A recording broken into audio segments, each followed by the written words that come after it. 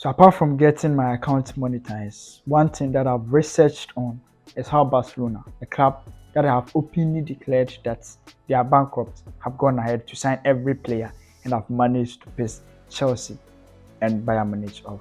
Barcelona have gone after every Chelsea transfer target and also managed to take away Lewandowski, one of the best world strikers from Bayern Munich. And whilst I'm in the process of finding an answer, a social media follower made a tweet that Barcelona is a true representation of good name is better than riches. But I asked myself, are they paying players with good name?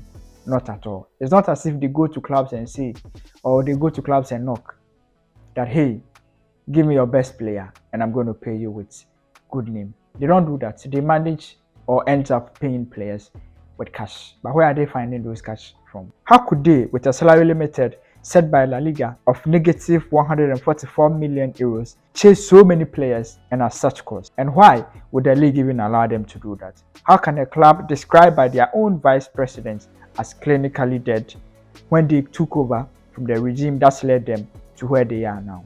If you also ask yourself this particular question, then I'm going to do some reading and I'm here to share with you. My name is Alali Frankawute. If it's your first time here, kindly subscribe. This is Explainer. In today's edition of Explainer, we are going to talk about Barcelona, how they've managed to raise money to do those signings and why they are going after every Chelsea player that they find. If you like what we do here, please like and enjoy this video. So first of all, there are three different yet interrelated processes running parallel here. There are three different processes that Barcelona needs to follow to make sure that the club is liquid and is operating as a normal football club. One is the general financial state of the club, something that always has to be in balance with the competitive state of the club in the short, mid and long term. Another is the ability of the club to hit budgetary targets, which is why there was a rush to bring in the first of the famous economic levers. The third is the ability of the club to fulfill the league's criteria to sign, and that is the one which right now is the most significant. To the limité salarial, La Liga's equivalent of financial fair play is the amount defined by the league after analyzing the club's audited accounts that they are allowed to spend on the first team, basically made up of transfer fees, amortization and wages. In simple terms, it's essentially calculated of what the clubs can afford based on the income against the outcome. There are recommendations that salaries should not represent much more than 60% of the club's income, but the correlation is not that direct, as you know. If you remember, so this is basically the reason why Barcelona end up losing Lionel Messi.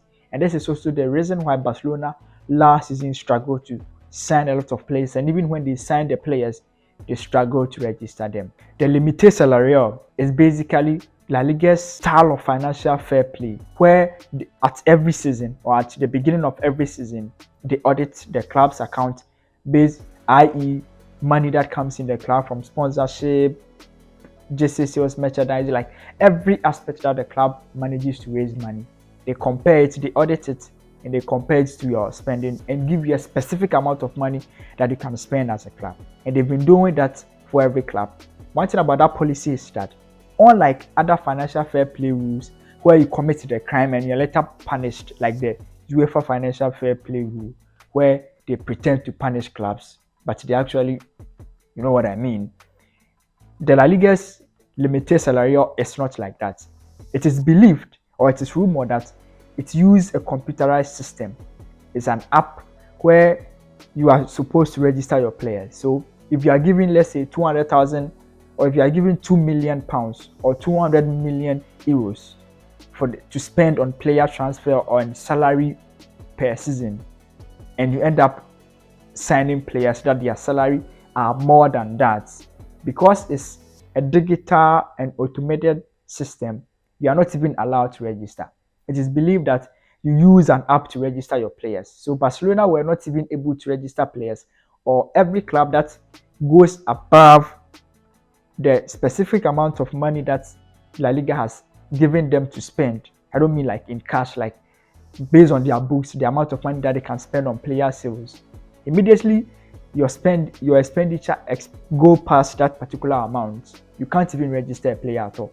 And If you are somebody who has followed the Ghana Premier League, if you are watching me in Ghana, or you work with any football club, the Ghana Premier League uses a system to manage the league, where if a player is cautioned or a player has been suspended for a game, even if you are going to register the player, you will literally not be able to register the player. Even when you try to register, the system will not give you the chance because it's a software. It's basically like that. So La Liga do not even allow you to register the player in the first place to commit to the crime and later be punished. And that is why Barcelona, at a point, had to allow players to take a pay cut, and at a point, even could not register Lionel Messi. Or even if you can sign the player, because you can even sign a player and not pay him transfer fee. But once it comes to wages, you need to input his salary, and that will become very difficult for you to do that. So then how are Barcelona going about signing players and manage to raise funds? So Barcelona's accountants have created financial flexibility through the sales of club assets, debt restrictions, and new sponsors. So let's go into details of that. President Juan Laporta led the exchange of 10% of their TV rights to raise up to 207.5 million euros, and he recently obtained board votes to sell another 15%, making it 25%. So Barcelona, in the first place, have sold 25% of their TV rights to make some money. Also, Barcelona are selling 49.9% of the shares of the Barca licensing and merchandising company to free more short-term funds. It basically means that Barcelona have sold their future revenue for short-term revenue, and thus they project that, okay, we are going to make this particular amount of money from player sales or player merchandising, basically like jersey merchandising, every other thing that Barcelona will sell in the next few years. What they have done is that they've sold almost 50% of that to a third-party company, and they've received a short-term money. That is, they've sold their future revenue for a short-term funds to be able to run the club. And that means that any amount that Barcelona will be making in the next few years from their club merchandising, from their jersey sales, from the jersey sale of Lewandowski, Rafinha, any other jersey that anybody will go to Barcelona and buy, which would not include only jersey, any amount that they'll be making, they are going to lose 49.9% out of that to a third-party company, and they've done that to raise a lot of money for their short-term needs. The next thing that Barcelona has done is that the club has struck a sponsorship deal with Spotify, which is believed to worth over 280 million euros. And this is also a short-term plan to raise more money.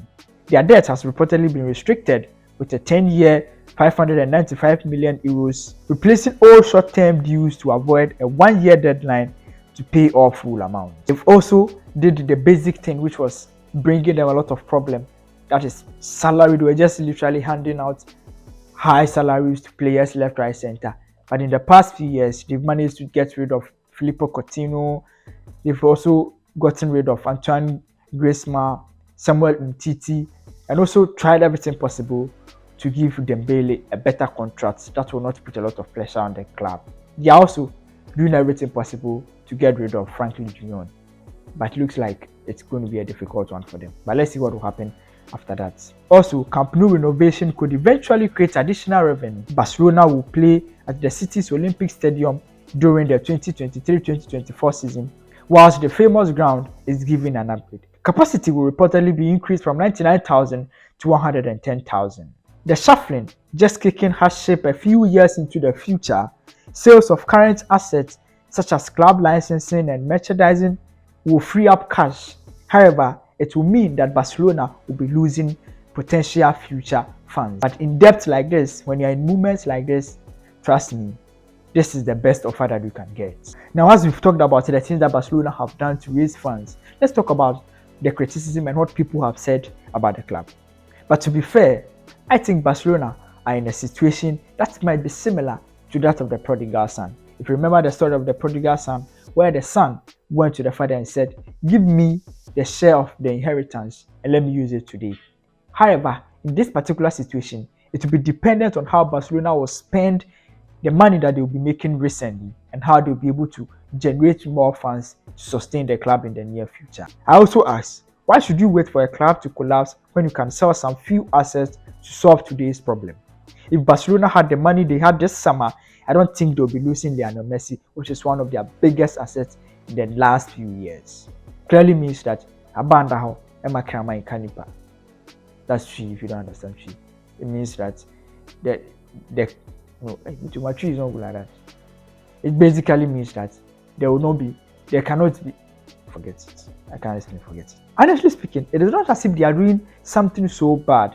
If not, La Liga wouldn't suggest the same star for all clubs. La Liga in 2021 sold an 8.25% stake in its media rights for $2.8 billion, a deal that Barcelona opted to go solo on.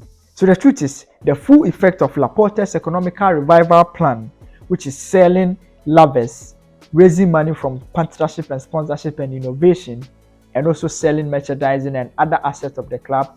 So the full effect of Barcelona economical plan, which is headed by Juan Laporta, will fully come into face, or we are going to see what he basically did with the club and how he's trying to bring them back by selling lovers, raising money from selling assets of the club, and also reducing their short-term debt to long-term debt, and also doing everything possible to put the club back in faith, and reducing player salary and wages and cutting them, and doing everything possible to get rid of everybody that takes so much money on the club which but does not do anything by kicking a ball, to basically be implemented. Or these things that he is doing or trying to do only when they prevent themselves from spending lavishly like what happened in their previous administration. The truth is that Barcelona for now can compete for the title, and I always say, why should you sacrifice the future when you know that today you cannot even raise money to sign good players and compete in the Champions League? Playing in the Champions League, having players like Rafinha, having players like Lewandowski, and going after Conde, like signing all these big players that you need will basically give you the opportunity to compete and also put smiles on the faces of the players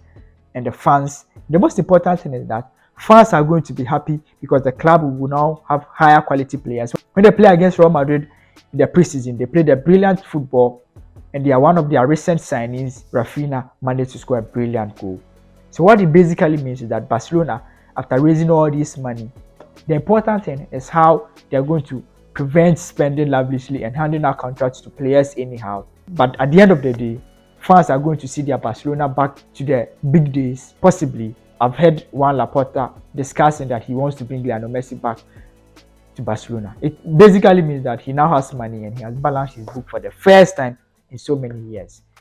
So if you're a Barcelona fan, I'm here to tell you that don't worry, the club is in good hands. Laporta seems like he knows what he's doing, but the important thing is how they'll be able to prevent themselves from spending lavishly. You follow them keenly and try everything possible to update you on their next step and what they are going to do. As I promise you that I'm going to do a video to explain Barcelona and how they are managing to sign every player, everybody that they see, and they are going after Chelsea. This is the end of today's video. If you managed to watch throughout to this end, I say that I appreciate it. I've done a lot of work has gone into this particular video, so please watch, like for me, and share. But until meet again, my name is Telale Franka. Bye bye for now.